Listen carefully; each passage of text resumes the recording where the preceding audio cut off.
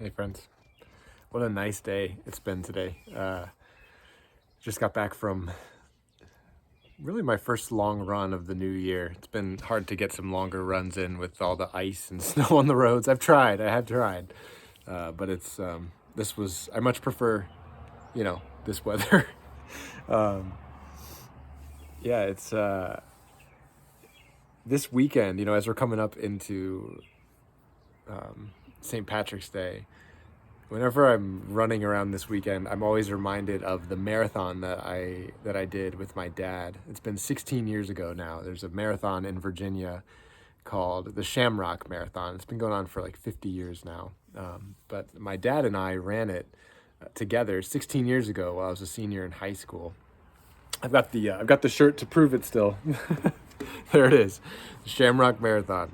It was back in 2009. It's the one and only marathon that I've run. I might get back to it one time soon, but it's not easy. My dad, it was a special moment though. Something really cool to do with your dad. My dad is quite the marathon runner, especially was back then, and it was something that I wanted to do with him. And the benefit of that was I was able to run my first marathon with someone that had done it before.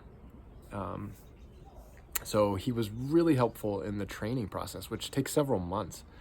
And so we'd go on our training runs together. He would help me learn how to pace myself, help me just learn how to structure our training.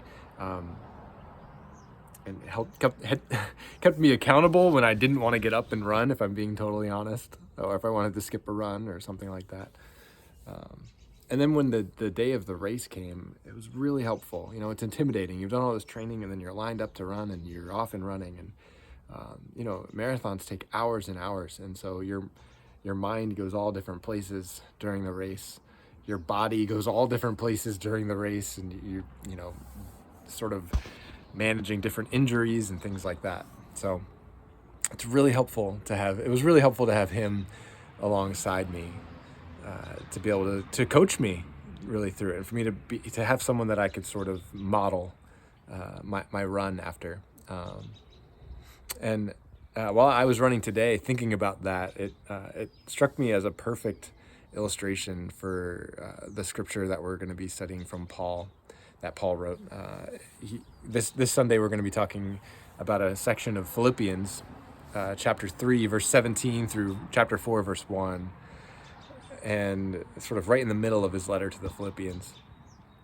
And it begins, this little section of that letter is bookended with this same idea about that I've been talking about with my dad. It begins by saying, by Paul inviting the Philippian Christians to join together in imitating him. The Philippians were confused about what a good Christian life looked like. There were people who professed to be Christians living in the colony of Philippi, but their lives looked very different. Many Christians who were still living in sin, just to put it bluntly. And Paul is writing to them saying,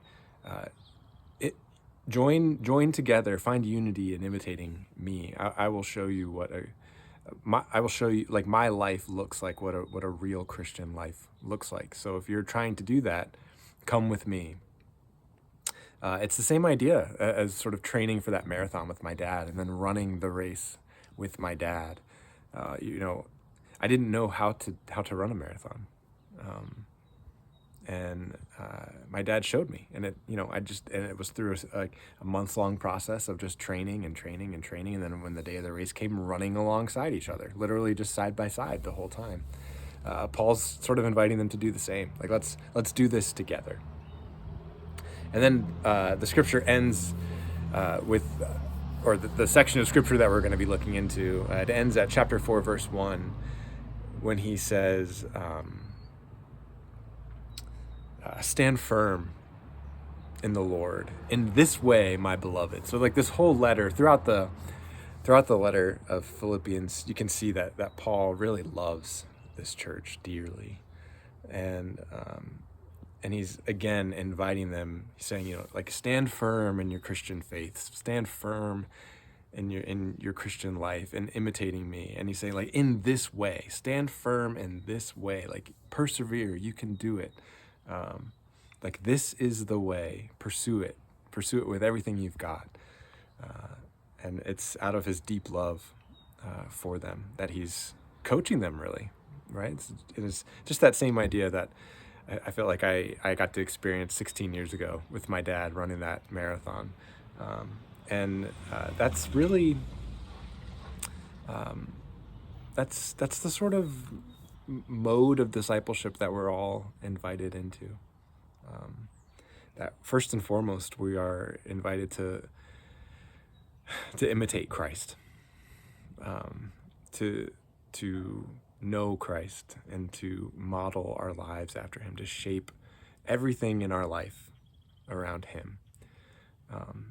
And part of doing that sometimes looks like finding other Christians whose lives look like Christ's life and imitating them, just like Paul is inviting the Philippians to do. Join together in imitating me. I will show you the way. And so that's part of what the Christian life looks like. That's one of the reasons the church is so important, that congregations of Christians joining together are so important, because it's this group of people that's following the way of Jesus and imitating Jesus together, showing the way to others. That's ours to follow, and it's also ours to bring someone alongside, and to coach someone as well on their way. Someone that we maybe are, one or two steps ahead in our own faith, or one or two steps ahead in whatever stage of life that we're in. And that's the model. That's the model that Paul gives us. So I'm still chewing on this idea, but that's what we're going to be digging into this Sunday together. And I'm looking forward to doing that with you. I hope that this first week of Lent has been off to a great start. I hope that you found the scriptures encouraging, helpful. I hope that you're being intentional in finding time with the Lord, intentional, and even if that time is just silence, just carving out very intentional time to be with the Lord this week, and through your prayer, through your fasting. I'm really looking forward to seeing what the Lord stirs up in our congregation this Lent. I sense he's up to something, and I'm excited to see what that is. Know that I love you, and I'm praying for you, and I look forward to seeing many of your faces this Sunday.